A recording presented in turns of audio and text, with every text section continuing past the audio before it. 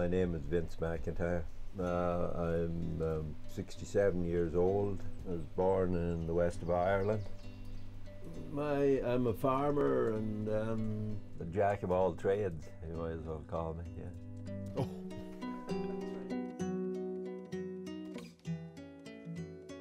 I've lived here since 1979. I found this place by accident and decided to camp here. 30 years later, we're still here. I never seen it, even today I don't see it as permanent. It feels very permanent in the sense that it feels like home. This is the most at home I feel any place since I left the place I was born. This is where I decided in the world to settle down. Definitely, it was a beautiful place, and when I come here one time to help somebody get firewood, there was an old clear cut and all the trees were down, but it was so beautiful, the panorama of the mountains and the lake and all that, that'd be a nice place to live. And when I come to Canada first, me and my sister and brother, we went to work for this Dutch family. It's already been industrialized. It was like long rows of like one thing, like green onions. Dutch sets would come in, we had to plant all of them, you know, like little kids out there. So it was totally monotonous. We were just robots. And that's when I began to hate it. Began to hate farming. And I swore I would never do it in my life again. I figured that was the change, and that isn't what I'm ever going to do. So I remember thinking when I was a child, when I was herding cows for an old lady in my neighborhood, and it was, for me it was lonely because I was away from my brothers and sisters. I'd rather be playing and doing other stuff. I remember thinking when I grow up I'm never going to do this. And a lot of people felt like that. But there was no Canadian kids working there. They were all refugees, Hungarians, and we were the only Irish kids there, but there was, you know, kids from away, and Canadian kids went off to the beach on the bicycles in the summer. We crawled rows. When I started growing food, I come to realize that this is really important, to feed my family and my friends and people around me, and that's when I decided to farm. Right? You might think that I spend a lot of time on my own, but I don't. My alone time is precious to me.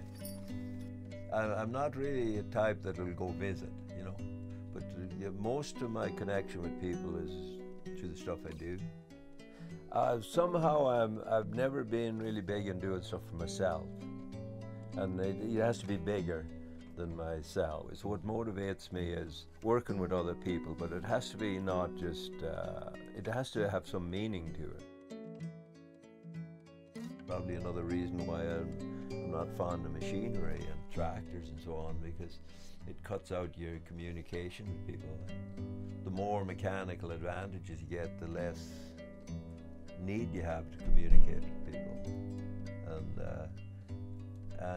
So it dehumanizes the whole thing, and I think that's what's wrong with, one of the things wrong with industrial agriculture is it's a lonely life.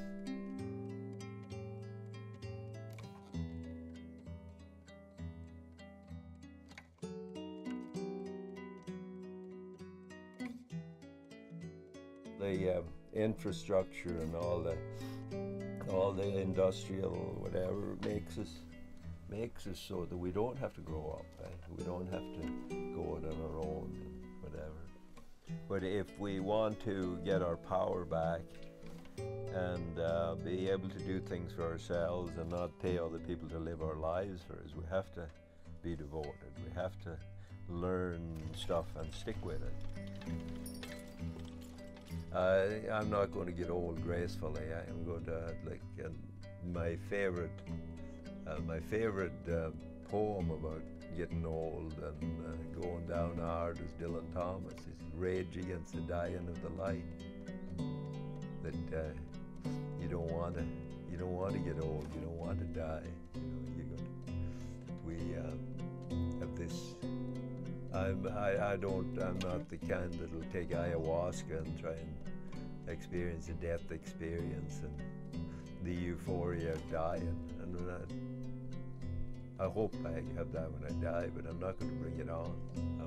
I think as I got older, I got, you know, when things become clear to you what motivates you more, and you get more honest with who you are and your limits and all that. There was a few events in my life happened to make me realize, hey, that was a good life. And now that I appreciate that I had them experiences, because they give me endurance for what I do. And then I got over that, and as I got over that, then I become more home.